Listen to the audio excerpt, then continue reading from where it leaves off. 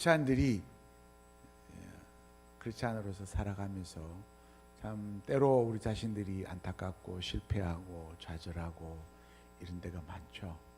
근데 일반적으로 크리스찬들의 관심이 크리스찬과 넌 크리스찬, 신자와 불신자의 차이가 뭐냐고 그럴 때, 예수 믿고 나면 바뀌는 여러 가지 중에 제일 중요한 것은 예수 믿고 내가 하나님의 자녀가 되는 것이요. 그 다음 그 결과로 나타나는 것이 우리의 삶의 관심과 목적이 달라진다고 하는 것입니다. 지난번에는 내가 주인이 되어서 나의 행복과 가정의 행복과 나의 성장을 위해서 노력을 했더라면, 예수 믿고 나서 혹은 예수님을 만나고 나서는 내 삶의 관심이 하나님의 나라, 하나님의 영광에 초점이 맞춰지는 것입니다. 오늘 이 본문 6절에 보면 예수님의 제자들, 예수님을 3년 동안 따라다니며 훈련받았던 제자들, 그들의 관심이 우리와 비슷했습니다. 물론 이건 좀 성령님이 오시기 전에 이야기지만 우리와 비슷했습니다. 주님께서 이스라엘 나라를 회복하심이 지금입니까? 오랫동안 로마의 압자에서 고생했던 우리들, 이제 부활하신 예수님이 그 능력으로 이 로마를 무찌르고 우리를 해방을 시켜주실, 그것이 우리의 소원인데 그게 지금입니까? 그렇게 물었습니다. 오늘 우리로 말하면 내가 예수 믿고 나서 주님 내 삶이 달라지고 내 삶이 좀 더 나아지고 우리 가정이, 우리 자녀들이 나아져서 참 우리가 좀 잘 살고, 그래서 전도도 할 수 있는, 교회 봉사도 할 수 있는, 그건 나중이고 1차적으로 내가 좀 잘 되는, 이게 일어나야 되지 않겠습니까? 그래서 우리의 관심이 사실은 그게 많이 몰려있죠. 어떻게 하면 우리가 좋은 직장 가지고 진급을 하고 좋은 차를 굴리고 좋은 집을 장만을 하고, 우리 아이들이 좋은 학교에 가서 좋은 직장 가지고 좀 안정된 삶을 살 수 있을까? 이게 우리의 사실 주관심입니다. 여러분들의 기도 제목을 잘 한번 분류를 해보세요. 기도 제목의 8, 90%가 어디에 초점이 맞춰져 있습니까? 우리 직장, 우리 가정의 행복, 건강, 아이들의 교육, 뭐 이런 것들이 기도의 주 제목을 이루지 않습니까? 근데 주님의 관심은 달랐죠. 그 주님은 그 너희들이 걱정할 바는 아니다. 그러면서 이제 8절에 주님의 관심, 또 우리의 관심이 되어야 할 것이 무엇인가를 가르쳐 주십니다. 그러면서 주님이 우리에게 중요한 3가지 약속을 주십니다. 저는 최근에 이 본문을 묵상을 하면서 제 가슴에 와 닿는 게, 이것이 주님이 우리에게 주신 가장 중요한 축복의 약속이구나. 우리 그 약속을 확인하고 확신하고 붙잡는다면 분명히 우리의 삶은 달라질 수 있겠다. 그래서 이걸 여러분들에게 나누고 싶은 거예요. 첫째 번 주님이 주신 약속이 무엇입니까? 성령이 너희들에게 임할 것이다 라고 하는 것입니다. 요한복음 16장에서 주님이 돌아가시기 전에 마지막으로 제자들에게 교훈하시면서 성령님에 관한 이야기를 합니다. 내가 가는 것이 너희들에게 유익한데, 내가 가면 이제 재림을 성천을 하시면 너희들에게 보혜사를 보내주겠다, 진리의 영을 너희들에게 보내주겠다고 약속을 하시죠. 그 약속을 성천하시기 직전에 재확인을 하는 것입니다. 그리고 우리에게 약속을 해주십니다. 성령이 너희들에게 오실 거다고 약속했습니다. 여러분들 성령에 대해서 여러분 공부를 해보시면 구약시대의 성령과 신약시대의 성령께서 역사하는 방법이 다릅니다. 구약시대에는 성령님께서 필요한 사람에게 필요한 목적을 위해서 필요한 때에 오시고 임하십니다. 그리고는 다시 떠나가십니다. 그래서 계속 머물지를 않으십니다. 뭐 사울에게도 그랬고 다윗에게도 그랬고 다.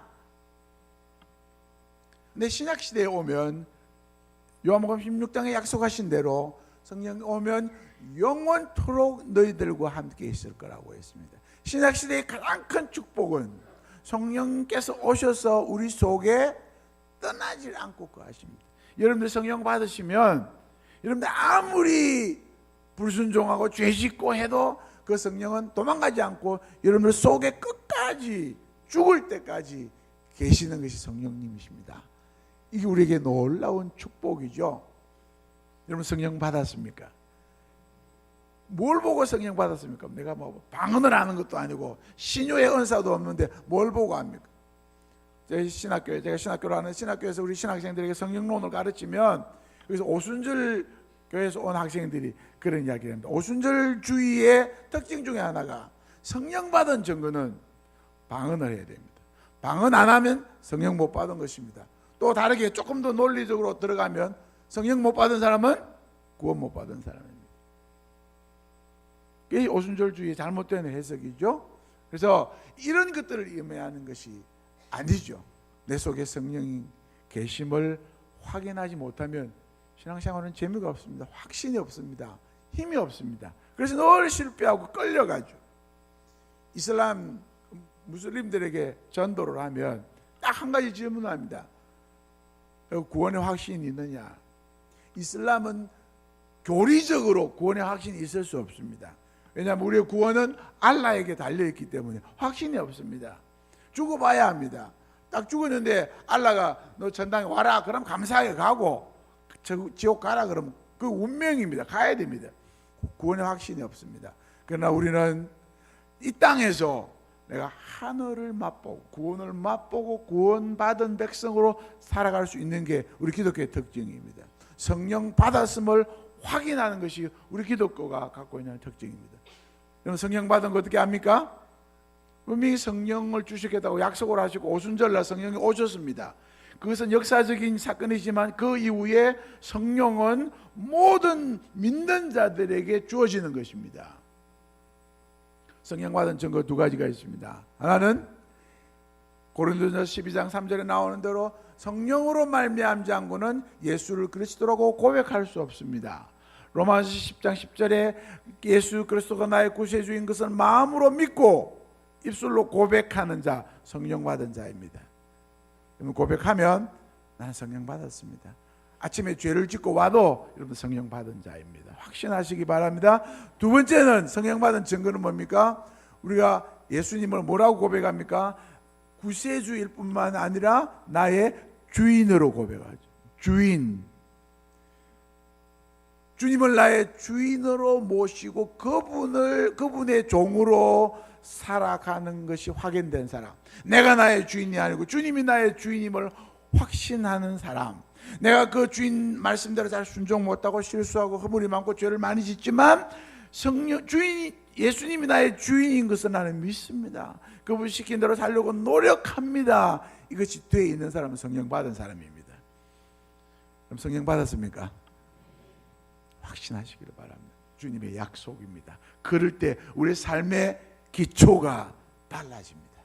나는 성령 받은 사람, 나는 구원 받은 사람입니다 라고 확신하실 때 우리의 신앙의 성장이 있게 됩니다. 그럴 때 성령님 내 속에 계시는데 주님이 나의 주인인데 내가 왜 이렇게 연약하게 살아가느냐, 그 성령님을 생각할 때마다 우리는 새로운 힘이 불끈불끈 솟아나게 되는 것입니다. 두 번째 약속은 성령을 받을 뿐만 아니라 성령을 받게 되면 이런 능력을 받게 될 것이라고 했습니다. 우리 영어 성경을 읽으시면 뭐 원문까지 안 가도 아주 그 좀 이렇게 이해가 금방 옵니다. 성령이 너희들에게 임하실 때 너희들은 능력을 받을 것이다 이렇게 돼 있죠. 그것은 미래형으로 되어 있습니다. 능력을 받는다는 것입니다. 이 능력이 무엇인가 하는 것이 문제입니다. 오순절 주에서는 이 능력을 방언의 능력, 병 고치는 능력, 뭐 이런 능력을 이야기를 합니다. 그러나 여러 가지 계획주의 쪽에 갈빈 주석이나 이런 주석을 보면 이 능력이 첫째 분으로 나타나는 능력이 그런 능력은 그것은 나중에 결과로 은사로 주어지는 것이고 모든 사람에게 주시는 공통된 능력이 있는데 그 능력은 우선 죄를 깨닫고 회개하는 능력입니다. 이것이 성령께서 우리에게 주시는 은혜요 능력입니다. 내가 죄 짓고도 죄인 줄 모르고 막 살아갔는데 내가 성령께서 오시고 나니까 내가 잘못하면 깨달음이 옵니다. 아, 내가 오늘 잘못했구나. 성령님 근심하시겠구나. 이 깨달음이 오는 것입니다. 그래서 주님 죄송합니다. 용서해 주십시오. 내가 다시 노력하겠습니다. 이런 회개할 수 있는 능력, 그리고 회개하고 주님 말씀을 순종하면서 성결된 삶을 사는 능력, 성결하게 바르게 깨끗하게 살아가는 능력을 말합니다. 그 능력을 주셨습니다. 그 성결의 능력, 이것은 죄를 이기는 능력입니다. 유혹을 이기는 능력입니다. 세상을 이기는 능력입니다. 주님이 그 능력을 우리에게 주셨다고요. 오늘 기독교의 문제가 무엇입니까? 교회 나와서는 멋지게 찬양하고 기도하고 막 하는데 밖에 나가면 그 표가 안 나는 거예요. 그래서 교회 오면 교인이고 밖에 나가면 불신자하고 비슷합니다. 우리도 거짓말하고 이중장부 만들고 부정부패에 관련돼 있고, 그러니까 힘이 없는 거예요. 주님은 우리에게 죄를 극복하고 세상을 이길 수 있는 능력을 주셨습니다. 성령님을 통해서 그 능력을 우리 모두에게 주셨습니다. 그런데 왜 나는 못 이깁니까? 왜 나는 그 유혹을 못 이기고 금방 안 되는 줄 알면서도 또 죄 짓고 또 죄 짓고. 그래서 마치 교회 오면 습관적으로 알고도 지은지 모르고도 지은지 도매금으로 다 용서해 주십시오. 또 월요일부터 또 똑같은 죄를 반복적으로 지어가는, 왜 그런 상황이 벌어집니까? 주님이 능력을 안 주셔서 그런 게 아니라 주신 능력을 내 속에 묻어둬 버리는 것입니다. 이 능력은 나의 능력이 아닙니다. 성령의 능력입니다. 우리 동양 철학에 보면 모든 인간 속에 잠재된 본연의 능력이 있다고 생각합니다. 그래서 내가 돌을 닦으면 어떻게 도사가 됩니까? 그 내 속에 주신 잠재된 능력을 활성화시키고 이걸 잘 키우면 도인이 되는 것입니다. 도를 통하게 되는 것입니다. 우리 천주교 신학도 자연신학이라고 하는 것입니다. 하나님 내 속에 자연 은총으로 능력을 주셨다는 거예요. 그 능력을 내가 잘 갈고 닦으면, 고양시키면 나는 성숙한 사람이 될 수 있다는 것입니다. 근데 여기는 성령께서, 주님의 약속은 성령께서 너희들에게 능력을 주셔서 우리는 그 능력을 받을 거라고 했습니다. 그럼 그 능력이 내 속에서 나타나야 합니다. 왜 나타나지 못합니까? 내 속에 있는 회개하지 못한 죄 때문에, 나의 욕심 때문에 그 능력이 사장되는 것입니다. 묻혀버리는 것입니다. 그래서 성화의 과정은 뭐냐? 신앙의 성장은 뭐냐? 하나님 주신 그 능력을 내 속에서 일깨워 순종함으로 그 능력이 점점 더 나타나게 하는 것이 우리 성화의 과정입니다. 그래서 생활이 달라지는 것이죠. 점점 더 나아지는 것입니다. 그래서 저는 그렇게 생각합니다. 예수 믿고 10년, 20년, 30년 됐는데 내 신앙생활이 옛날과 비슷하다. 문제가 있는 크리스찬입니다. 문제가 있습니다. 처음부터 잘못됐는지, 진짜 예수를 안 믿었던지, 아니면 믿고도 그 능력을 완전히 사장시키고 늘 실패하는 삶을 살던지. 제 아프리카에서도 관공서에 가면 우리 시에라리온이 기독교가 들어온 지 250년입니다. 기독교가 10%가 됩니다. 물론 이슬람은 지금 70%가 넘었고요. 10%가 되는데 우리 관공서에 가면 높은 사람들 책상에는 전부 성경이 다 놓여져 있습니다. 영국 영향을 받았기 때문에 성경을 읽고 그 다음 책상에서는 이제 뭐 일하러 가면 전부 다 이렇게 돈을 내라. 돈 안 주면 일을 안 해줍니다. 그 부정부패에 심하게 관련되어 있는 것이 기독교인들 높은 사람들입니다.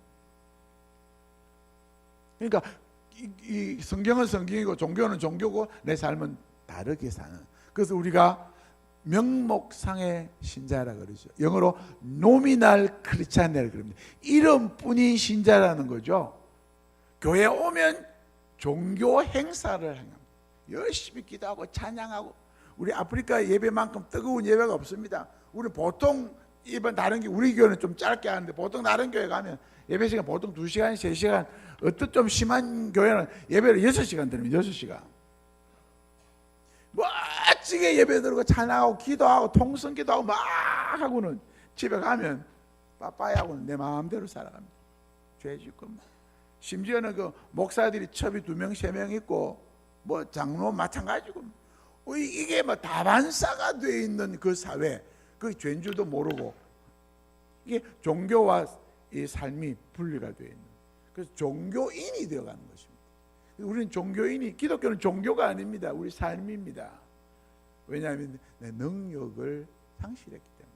그 능력을 내 속에 묻어두고 그 능력과 관계없이 세상 속에서 똑같이 살아갈 때 우리는 실패하는 크리스찬 혹은 명목상의 신자가 됩니다. 그렇다 신앙인이 안 되는 게 낫죠. 그래서 주님이 미지근하지 말고 차든지 뜨겁든지 결정을 해라. 교회 와가지고 양심의 가책만 느끼고 그러면 안 되는데, 이래 살아야 되는데, 이게 하나님이 원하시는 건데 배워서 알기는 알고 삶 속에서는 그게 안 되고, 그래서 늘 갈등하며 고민하며 그렇게 살아가는, 행복을 모르고 살아가는 교인들이 얼마나 많습니까? 교인과 신자는 다르죠. 그런 삶은 우리가 살아가서는 안 되죠. 믿으면 믿든지 안 하면 말든지 그렇게 해야 되죠. 주님 우리에게 약속했습니다. 죄와 싸워 이길 수 있는 능력을 주셨습니다. 하나님께 헌신하고 충성할 수 있는 그 능력을 우리에게 주셨습니다. 이제 내 책임은 그 능력을 묻어놓지 않고 성령님의 도움을 받아서 성령님께 순종하려고 애를 쓰고 기도하면서 그 능력, 성령님의 능력이 내 속에서 활성화될 수 있도록, 나타나도록. 에베소에 나타난 성령 충만을 받으라는 것은 뭐 능력 위에서 오는 뭐 방언하고 이런 능력보다는 성령님께 순종함으로 점점 내 속에 주신 능력이 활성화되어서 나타나고 성령님께 온전히 순종하고 헌신하고 깨끗한 삶을 살게 되라는 것이 성령 충만한 삶입니다. 방언 안 해도 괜찮아요. 신유의 언서가 없어도 괜찮아요. 있으면 더 좋지만 없어도 괜찮아요. 내가 성령님께 순종하고 성결하게 살고 주님을 섬기려고 노력하고 내 삶의 관심과 목적과 방향이 분명히 초점이 맞추어지는 삶, 그것이 성령 충만한 삶이라는 것입니다. 그 능력을 우리에게 기본적으로 예수 믿는 사람에게 다 주셨습니다. 여러분 성령 받았습니다. 능력 받았습니다. 우리 사명은 그 능력을 활성화시키는 것은 내 책임입니다. 구원은 100% 하나님의 선물이지만 그 구원받은 자로서의 살아가는 삶의 열매는 우리의 책임입니다. 저절로 나타나는 것이 아닙니다. 성령께서 우리 속에서 도우시지만 내가 가만히 있으면 성령이 나를 끌고 가지는 않는다는 그 말입니다. 그래서 그 능력을 활성화시키는 작업은 나에게 주신 책임이다. 세 번째 약속이 있습니다. 성령이 오시고 능력을 주시고 그러면 너희들은 내 증인이 될 것이라고 약속했습니다. 증인이 되라가 아닙니다. 성령을 받으면 너희들은 내 증인이 될 것입니다라고 예언을 해주셨습니다. 이게 놀라운 것입니다. 예언을 하셨습니다. 약속을 하셨습니다. 그래서 성령 받은 하나님의 백성은 우리의 삶의 궁극적인 관심은 주님의 증인이 되는 것입니다. 이 땅에서 주님의 증인으로 살아가는 삶, 그게 주님이 우리에게 기대하시는 삶이요, 우리가 살 수 있는 최고의 성공하는 삶입니다. 여러분들 유명한 축구선수 이런 사람들이 볼 한 볼 넣고 막 세레모니를 기도하는 그런 멋진 것만 주님께 영광을 돌리는 삶이 아니라 내 삶 속에 내가 증인이 될 때에 나는 승리하는, 성공하는 삶을 사는 것입니다. 여러분 증인이라 그럴 때 두 가지 요소가 있습니다. 누가 증인입니까? 하나는 증언이 있는 사람, 증언, 말로 증명을 할 수 있는 사람이 증인입니다. 법정의 앞에서뿐 아니라 내 삶 속에 말로 예수님을 증명해 보일 수 있는 사람, 내 가족에게, 내 친구에게, 내 사랑하는 사람들에게 예수님이 나의 구주십니다. 당신을 사랑하십니다. 당신의 삶을 변화시킬 수 있습니다. 당신은 예수 믿음으로 행복해질 수 있습니다. 그 하나님의 능력, 그것을 말로 설명하는 거, 이게 증인의 사명이죠. 두 번째는 증언은 증거가 있습니다. 증거가 있다는 거죠. 그걸 보여줘야 증인이 되는 거예요. 이번에 우리 유병헌 사건 왜 미궁 속으로 빠져들어갔습니까? 그 해설자들의 설명을 보니까 중요한 원인 중에 하나가 그 유병헌 사건에 연루되어 있는 뭐 김엄마 아무 몇몇 사람 이름을 들면서 그 사람들이 분명히 뭔가를 갖고 있는데 내놓질 않는다는 거예요. 그 사람들이 그 증거만 내놓으면 사건은 명명백백 드러날 텐데 그걸 안 내놓으니까 뭐 사건이 해결이 안 되는 거예요. 실마리가 안 잡힌다는 것입니다. 분명히 하나님이 이 땅에 하나님 나라를 건설할 텐데 그 건설을 다른 천사에게 맡기지 않고 저와 여러분들에게 맡겼습니다. 그래서 우리를 통해서 하나님의 나라를 이루어 가실 텐데 어떻게? 우리의 증거를 통해서 하나님께서 영혼들을 건져 오시는 것입니다. 여러분들은 어떤 증거를 보일 수 있습니까? 여러분들 이웃에게, 가족에게, 친구에게, 학교에서, 직장에서 어떤 증거를 내놓을 수 있습니까? 너 예수쟁이냐? 무슨 증거 있냐? 입으로만 나불나불거리는 게 증인이 아니죠. 다 증거가 있어야 됩니다. 사람들이 여러분들 쳐다보고 말 안 해도 저 사람 보니까 예수님이 살아계시는구나, 하나님이 함께 하시는구나, 삶이 변했네, 삶의 기준이 달라졌네. 모두가 돈이면 모든 것이 된다고 믿고 돈을 위해서 수단 방법을 가리지 않는 그 회사에 들어가서 그게 전부가 아니다.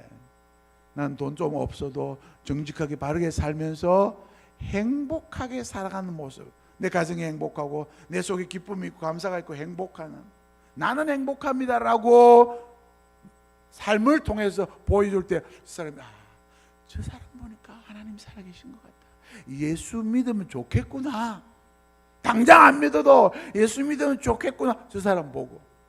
근데 오늘날 어떻습니까? 저 사람 보니까 나는 예수 믿을 맛 떨어져. 그거는 증인이 아니고 하나님 나라의 반역자입니다. 하나님 나라를 무너뜨리는 반역자라고요. 여러분 어떤 증거를 내놓을 수 있습니까? 여러분은 가족들에게, 남편에게, 안 믿는 남편, 안 믿는 자녀, 안 믿는 아내에게 무슨 증거를 내놓을 수 있습니까? 그 증거를 통해서 주님이 소개되고 주님이 보여질 수 있는 그 증거가 무엇입니까? 우리는 주님의 예언대로 증인이 됩니다. 될 것입니다. 내가 진짜 신자라면 우리는 자동적으로 증인이 됩니다. 어떻게? 여러분들의 증거를 통해서 주님이 전파될 수 있어야 합니다. 그런데 그 앞에 보면 증인이 될 거라고 하시면서 그 증거를 해야 할 영역을 이야기를 합니다. 어디에서 증인이 되어야 됩니까? 우선 예루살렘과 유대와 사마리아와 땅끝까지라고 하는 것입니다. 이걸 여러분 묵상해 보시기를 바랍니다. 예루살렘은 내가 살고 있는 이 일대를 말합니다. 내 가정, 내 직장, 내 학교, 예루살렘입니다. 유대는 좀 더 폭을 넓히는 것입니다. 부산, 한국, 이게 유대입니다. 사마리아는, 유대인들은 사마리아인들을 지독하게도 미워하고 싫어합니다. 원수입니다. 그래서 그 사마리아, 내가 싫어하는 사람들에게도 증인이 되어야 한다는 것입니다. 그리고 나아가서 땅끝까지 증인이 될 거라고 했습니다. 땅끝까지 증인이 된다는 말은 무슨 말입니까? 우리 말은 잘하지만 나는 아무 관계 없어 합니다. 땅끝까지라면 여러분들이 뭐 아프리카도 가고 남미도 가고 이렇게 가라는 말이 아닙니다. 갈 수가 없습니다. 저는 시에라리온에서 24년을 살았지만 다른 나라에 가서 한 번도 증인을 못했습니다. 그럼 이 말은 무슨 말입니까? 우리의 관심이, 하나님 나라의 백성으로 우리의 관심이 이 땅끝까지 가야 된다는 거죠.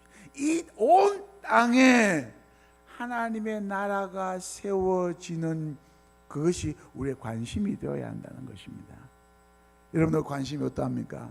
눈만 뜨면 돈, 쾌락, 즐거움 이런 것들로 가득 차 있는 사람에게 너희들이 능력을 받아서 너희들의 관심의 영역이 퍼져가서 온 세계에 대한 관심을 가지게 될 거라고 했습니다. 그럴 때 그런 사람을 통해서 하나님의 나라가 확장되어져 가는 것입니다. 그럼 다른 나라를 위해서 기도해 보셨습니까? 우리 선교부에서 프로그램 중에 하나가 열방 기도라고 하는 게 있습니다. 필요하시면 연락 주시면 제가 그 파일을 메일로 보내드릴 수 있습니다. 그것은 매일 한 나라를 위해서 기도하는 기도 제목이 있습니다. 우리 외국에서 영국에서 오퍼레이션 월드라고 하는 세계 기도 정보라고 하는 게 있는데 그것을 잘 정리하고 요약해서 우리 교단의 어느 선교사님이 만들어 놓은 것입니다. 그래서 매일 한 나라를 붙잡고 그 나라가 어떤 나라며 뭐 카자흐스탄, 여러분 우리 김소냐 선교사님 있어서 좀 아시겠지만 뭐 이상한 나라 들으면 평생 한 번도 이름 들어보지 못한 나라가 많습니다. 여러분 아프리카 그럴 때 우리 아프리카 나라가 몇 개인지 아십니까?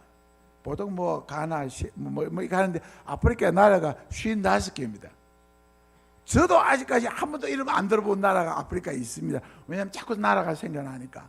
이 각 나라의 상황을 간단하게 요약하고 기도 제목을 적어놓은 그 파일이 있습니다. 책자가 있습니다. 그걸 가지고 매일 한 나라씩 위해서 기도하면서 하나님, 내가 그 나라를 모르고 그 나라에 가보지도 못고 갈 수도 없지만 그 나라 속에 하나님의 나라가 이루어지기를 소원합니다. 그리고 필요한 제목들을 넣고 한 2, 3분 동안이라도 기도할 수 있습니다.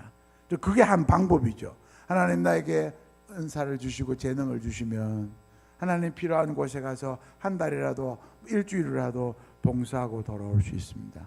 몸으로 봉사하는 것입니다. 기도로 봉사하는 것입니다. 하나님 나에게 물질을 주시면 나는 가지 못하지만 필요한 곳에 쓰일 수 있도록 내 물질을 내놓겠습니다. 여러 형태를 통해서 내 관심이 온 땅에 하나님의 나라가 세워지기를 소원하는 마음, 그것은 하나님의 증인이 가져야 할 자세입니다. 그럴 때 그 증거가 점점 더 넓혀져 갑니다. 저는 많은 우리 크리스찬들도 가운데 이런 관심을 가지고 기회가 주어지면 그걸 붙잡고 몸으로 가기도 하고 기도하기도 하고 헌금을 보내기도 하고 이러면서 이 봉사하는 걸 통해서 삶의 기쁨을 누리고 있는 사람들 많이 알고 있습니다. 여러분, 증인 될 때 우리의 삶이 달라집니다. 마태복음 6장 33절에 주님이 우리에게 주신 여기에 연결된 약속이 있습니다. 무슨 약속입니까?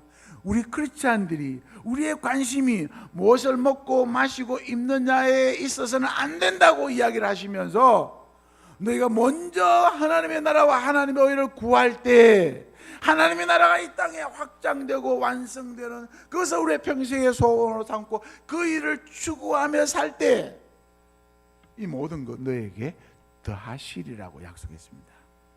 저는 이것을 많이 경험을 합니다. 너무나 분명합니다. 제가 아프리카에 살면서 하나님 저에게 너무나 많은 일거리들을 주셨습니다. 일에 치여가지고 저는 교회도 여러 개 짓고 초등학교, 중고등학교, 신학교, 병원, 우리 경상도 말로 짜다라 일이 많습니다. 일이 많아가지고 견딜 수 없을 정도로 일이 많습니다. 하나님 이제 제발 나는 건축 좀 안 하면 좋겠습니다. 근데 하나님이 건축을 자꾸 맡겨주십니다. 이거 안 하면 안 됩니까? 이번에도 얼마 전에 어느 교회가 그 신학교라고 하면서도 차펄도 하나 없이 무슨 신학교입니까? 무슨 차펄 지으세요. 정말 힘드는데 그래가 또 한 몇 달 동안 그게 매달려가지고 건축하느라고.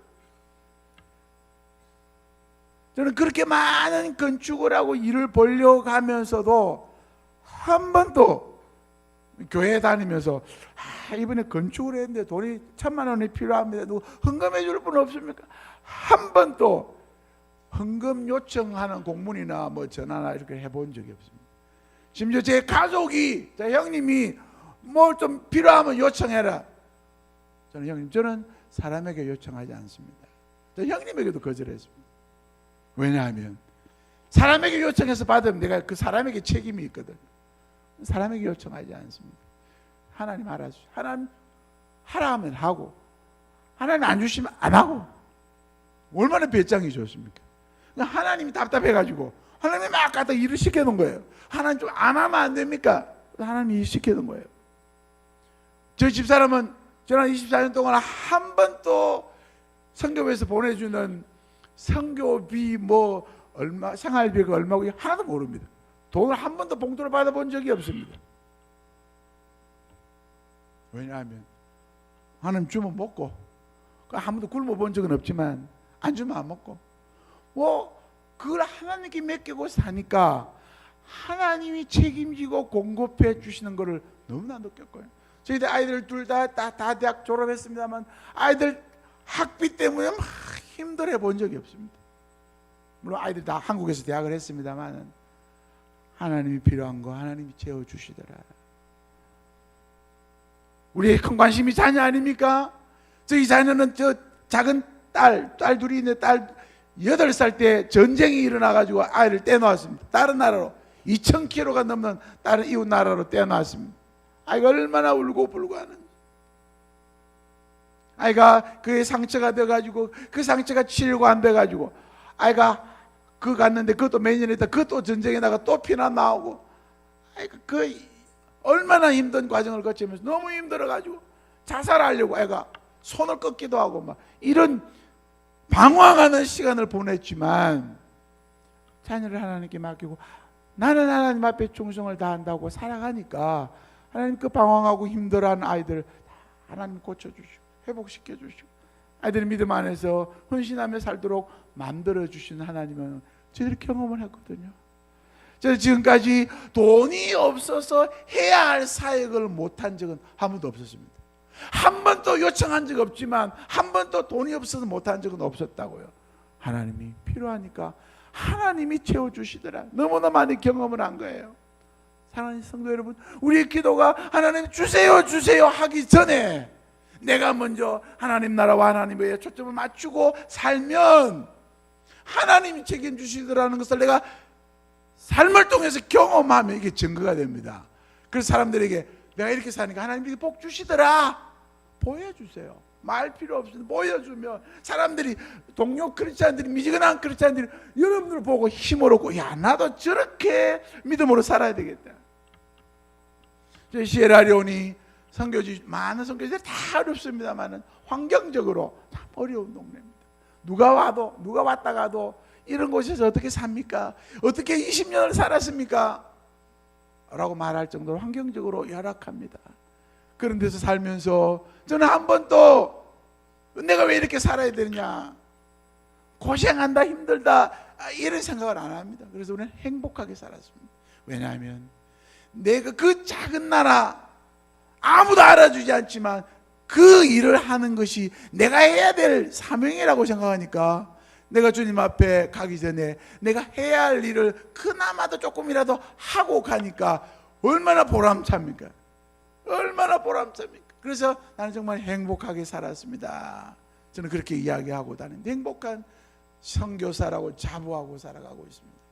사랑하는 성도 여러분, 여러분들 속에 증언이 있어야 되지만 더 중요한 것은 삶 속에 증거가 나타날 때 그 증거를 통해서 더 많은 사람들이 하나님을 신뢰하게 되고 하나님 앞으로 돌아오게 되는, 그 증거가 넓혀질 때에 하나님 나라가 온 땅에 퍼져가는 역사가 일어날 줄로 믿습니다. 그것을 위해서 필요한 거 기도 안 해도 주시고 기도해도 하나님 쉽게 응답해 주시는 것입니다. 그 우선순위가 바뀌면 문제가 생기는 것입니다. 그래서 우리의 삶을 통해서 주님이 우리에게 약속한 이미 주셨습니다. 성령 오셨고 성령이 우리에게 은혜를 주셨고 능력 주셨습니다. 그리고 우리를 증인 되게 하셨습니다. 가는 곳마다 우리는 증인으로서 지금 살아가고 있습니다. 좋은 증인이냐, 불충된 증인이냐, 희미한 거냐, 아니면 반역자냐, 이것은 우리가 해야 할 책임입니다. 우리의 책임입니다. 여러분, 어떻게 그 책임을 감당하다가 주님 앞에 갈 때에 난 그 책임을 조금이라도 잘 하고 왔습니다 라고 말할 수 있는 사람이 돼야 안 되겠습니까? 돈은 많고 집은 좋은 집, 좋은 차 다 굴려다녔는데 너 뭐 했냐? 증인이 아니라 하나님 나라의 반역자로 살다 가면 어떻게 하나님 앞에 서시겠습니까? 그래서 우리의 삶의 방향과 관심과 질이 좀 달라져야 안 되겠네요. 그럴 때 나를 통해서 하나님 나라가 확장되어가는 영광스러운 일을 하다가 주님 앞에 서시는 여러분들이 되시기를 주님의 이름으로 축복합니다.